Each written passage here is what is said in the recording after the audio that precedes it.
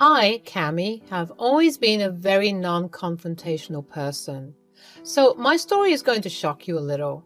When I met my now husband, Damien, we clicked right away.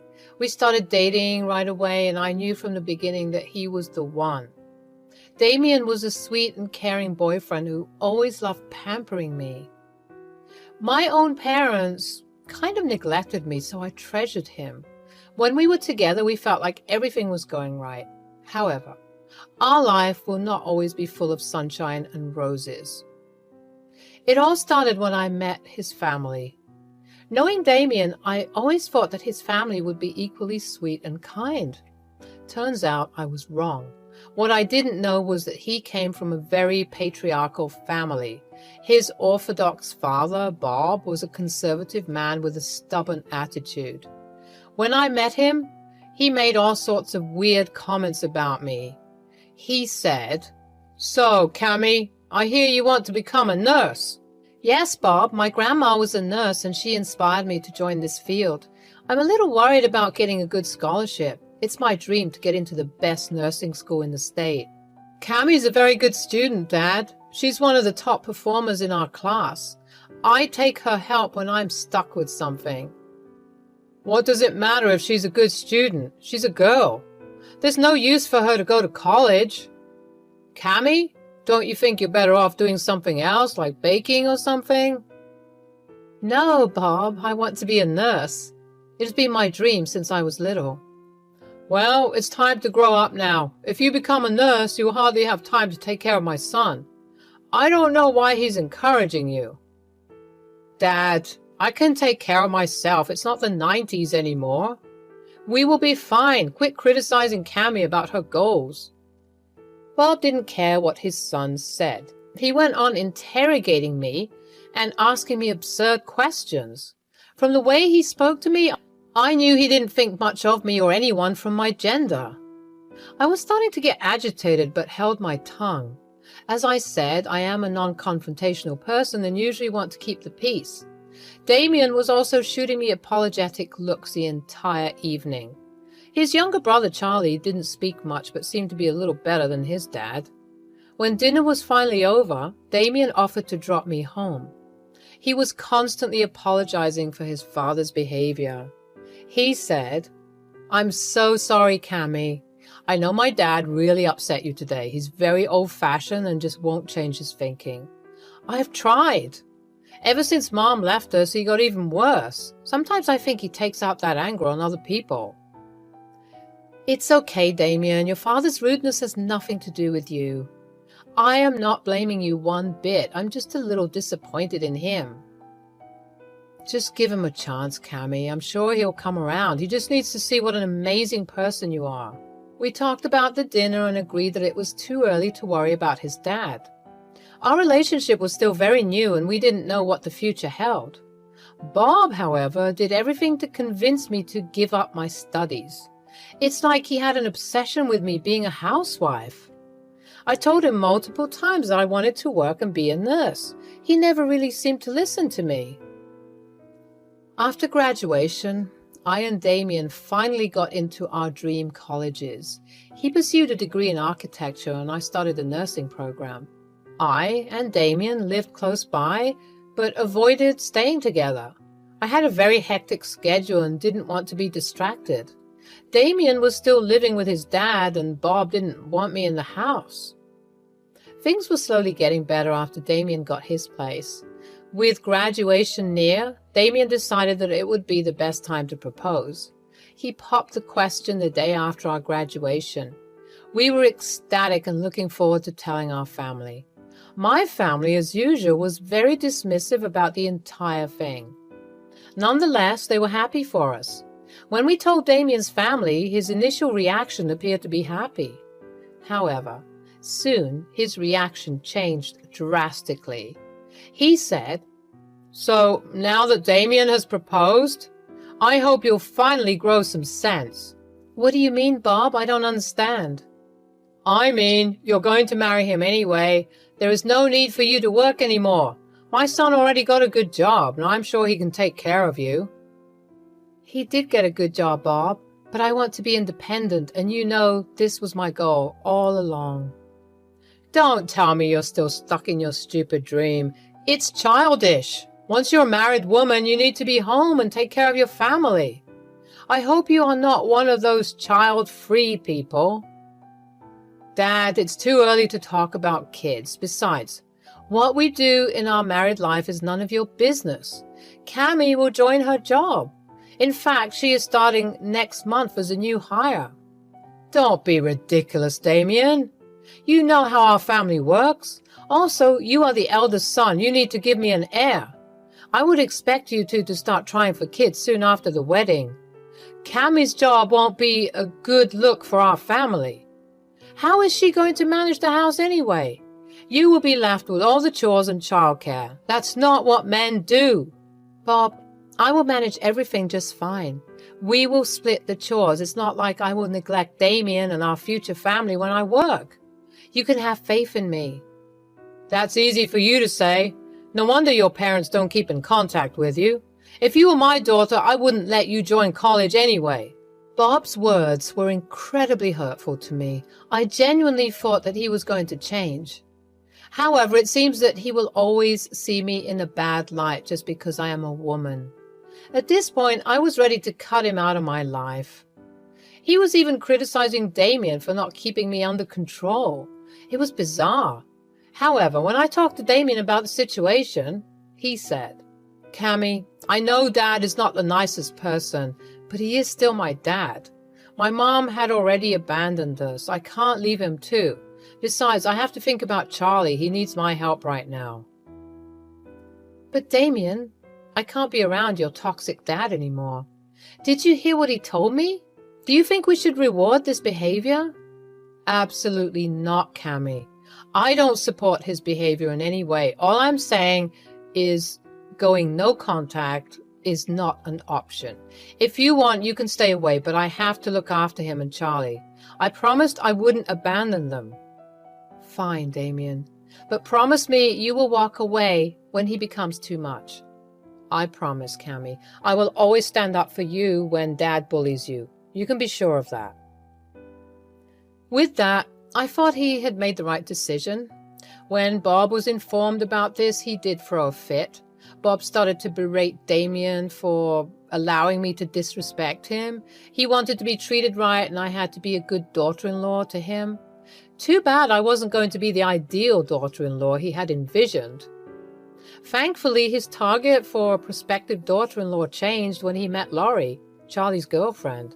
She was everything Bob wanted in a daughter-in-law. Needless to say, Laurie quickly became his favorite. He even started to favor Charlie for choosing such a nice girl. While I didn't care, I could tell that Damien was hurt. The worst thing was that Charlie and Laurie also joined Bob in bullying us. During our wedding rehearsal, they sat with us and criticized all my choices for the wedding. They also berated my husband for spending so much money on my demand. Charlie said, "Hey bro, your wife sure did milk you out of a lot of money. You need to get yourself under control. Before you know it, she'll be ordering you around and making you the wife." Yeah, I've been telling him that. Turns out he never listened. It's not long before he gives up his job and becomes a housewife instead. He might as well just give up now. You need to stop disrespecting my fiancé like that. Just because he treats me with respect doesn't mean he deserves your bullying. Also, this wedding was equally funded by the both of us. Oh my God, Cammie, you need to watch how you talk to Bob. He's your father-in-law. I would never imagine talking to him like that. Have your parents taught you anything? Besides, I think Damien can speak for himself. He could speak for himself before his wife took over the reins. Bro, is your wife limiting your speeches as well? Everyone just laughed while Damien sat quietly. I could see that he was extremely upset. When it came to me, he would always speak out. However, when people attacked him, Damien tended to just take the bashing. However, I wasn't going to let it happen. From then on, I swore I would grow a spine. Now that I'm married into this family, I won't let them bully us. However, my relationship with the trio was just about to get worse. 1 year after the wedding, I found out that I was pregnant. We weren't exactly trying for a kid, but me and Damien were ecstatic. I was still in contact with Bob, Charlie, and Laurie, so Damien decided to tell them the news. After they heard about my pregnancy, Charlie and Laurie never reached out. I did not hear a peep from them. However, Bob was super happy about the pregnancy. Suddenly, Bob was extra kind and caring towards me. He even brought me gifts and paid a lot for setting up our nursery. We did offer him money, but he refused, saying he wanted the best for his grandson. We didn't find out the gender because we wanted it to be a surprise. However, Bob was convinced that we were having a boy. Honestly, it did rub me the wrong way, but I ignored the feeling because Damien was happy to have his dad back in our life. However, Bob's attitude towards my job never changed. One day, when Damien, Bob, Charlie, and Laurie were out for dinner, Laurie said, "So, Cammy, when are you quitting your job?" "Excuse me, I don't understand." "You know, with the child on the way, you need to start changing your priorities. If I was you, I would never sacrifice my time for my job. My child would need me, and I wouldn't be selfish enough to leave him alone." "Our baby won't be alone, Laurie. Thanks for your concern, but you and I are not the same. We will look into daycare and babysitters when it's time. We already have everything planned out. There is no need for any of us to quit our jobs." My God, some women can be selfish. I didn't take up a job because I wanted to give all my time to my family. We are going to try for kids as soon as we get married next year. I can't imagine being away from my kids when I go to my job. That's exactly why I never looked for one. Cammy, if you don't want to be a bad mom, you better listen to Laurie. I'm lucky she knows exactly what a wife should be doing for her family. We don't care what your wife does for you, Charlie. I and Laurie will be equally responsible for the child. Now, there's no need for a fight. I'm sure Laurie will figure everything out once my baby boy arrives. Who knows? You might just charm her into staying back. I was getting irritated by the conversation, but didn't escalate it any further. Having a meltdown in the middle of dinner won't be good for the baby. Damien also looked pissed and told them that we were leaving. Laurie and Charlie were being obnoxious, but we knew why. They were just mad that Bob was paying us so much attention. Laurie even let it slip that she wished she had the first grandchild. I found her comment strange because no matter what, grandparents would love all their grandchildren. Again, I was dead wrong. When I finally gave birth after 8 months, we found out that it was a girl. Me and Damien were over the moon because, frankly, we were looking forward to the baby girl. Damien and I didn't have any sisters, so we wanted to have a baby girl in the family. Charlie and Laurie also seemed to be happy. However, they weren't happy for us. You see, the moment we told Bob about his granddaughter, he just looked surprised. He refused to believe we had a girl. Bob came to my room and said, "Is this true, Cammy, you had a girl?" "That is impossible. My first grandchild cannot be a girl. Damien is the oldest and he needs to have a boy. How am I going to get an heir now? Damien, are you sure she didn't cheat on you? Our family doesn't have girls. There must be something fishy." "Dad, Cammy didn't cheat on me. We had a girl. What does it matter if your grandchild is a girl? Aren't you happy to be a granddad?" "Absolutely not. I was being nice to you because I thought it was a boy. If you had found out the gender and told me, I wouldn't have made the effort." "Dad, are you serious? That is your freaking granddaughter, your own blood. How can you be so cruel?" "It's not a boy and I have nothing to do with her. She's your problem. I have no interest in being her loving granddad. I expect you to pay me back for the nursery. You have scammed me." "We will pay you back, Bob. If you can't be civil towards our daughter, there is no need for you to be here. You can leave." With that, Bob just turned around and left. Yes, he didn't hold our daughter, didn't even look at her. He simply didn't care anymore. This humiliation was too much for me. Damien broke down crying when Bob left. He couldn't believe his dad could be so cruel. However, we were skeptical about going no contact again. We wanted our daughter to have a relationship with him. We were both hopeful that he would come around. Our little girl, Chrissy, is our world. She is the kindest and most well-behaved child we could ask for. I and Damien were extremely happy to have her in our life. Christy was a general sweetheart and extremely good at her studies. She became an A student in her class and was loved by everyone. We tried to facilitate a relationship between her and Bob. While Chrissy loved her granddad, Bob wasn't that keen on being involved. What little attention he gave her disappeared when Charlie and Laurie had a son. Since Andy's birth, Bob did everything to make Charlie and Laurie comfortable. He even gave away a part of his income to support their household. Andy was a pampered kid who became very entitled. Since Laurie didn't work, it was becoming hard for Charlie to finance their luxurious lifestyle. Bob, being the doting grandpa he is, sponsored Andy's expensive demands. He was civil towards Chrissy, but never that involved. When Chrissy was a teenager, we had the worst fight with Bob. It was Christmas and we were invited to Bob's house for the celebration. When we went there, we saw that his house was filled with pictures of him and Andy. Chrissy said, "Grandpa, why don't you have any pictures on your wall? You have a lot of Andy's pictures. I don't remember you even asking for a picture with me." "Well, that's because Andy is my future heir. He's going to be the head of this family soon. You are just a girl who will be married off. I don't need a picture of you in this house. Besides, this house will go to Andy when I pass.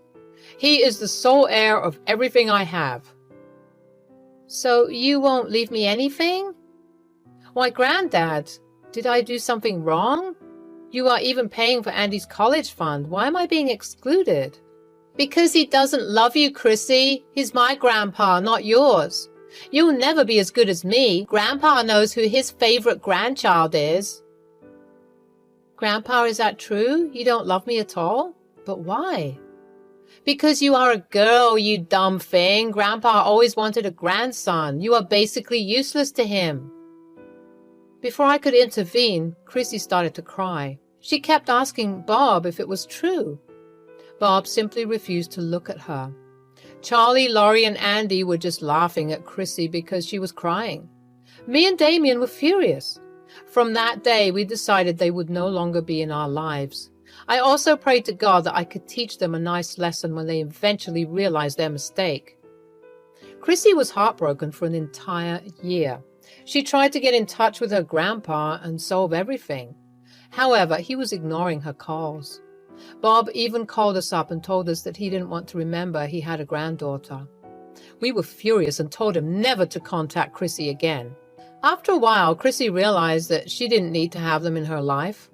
I and Damien constantly assured her that we loved her and that was all that mattered. We put her into therapy to get better.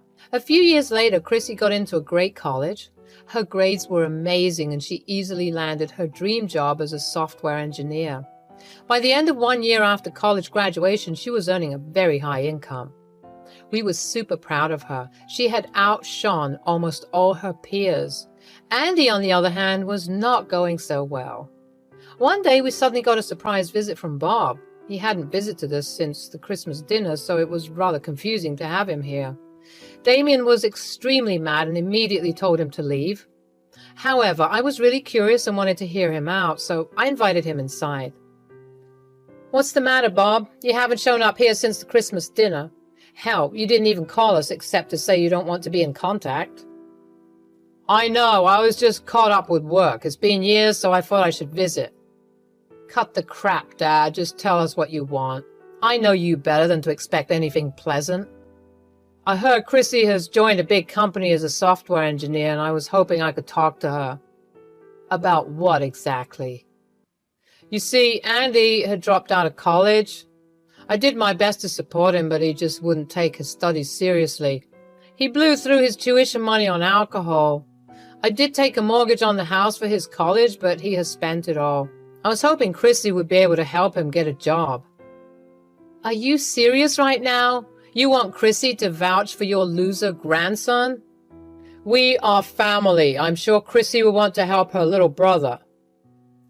"Wait here. I'll be right back." I went to my room and brought out my old phone. I didn't use it anymore, but it was special for a reason. I opened my phone and selected a picture. Then I showed Bob the picture. It was the same photograph of him and Andy that Chrissy saw in his house. Bob was speechless. I said, "If she is family, Bob, where is her picture? Do you even remember, or have you conveniently forgotten how you said she doesn't matter? You were the one who said you don't want a granddaughter. Suddenly you think she's your family?" "Look, it was a long time ago. We are still family. We don't hold grudges. Look, I even showed up at your house on my own. I will be happy to reconnect with Chrissy." "And will you include her in your inheritance, or is that still reserved for Andy?" "I don't have much anyway. I spent it all on Andy. The house is all I have left. Andy needs my help. His parents cannot support him anymore. They'll kick him out. I don't earn enough to support him now."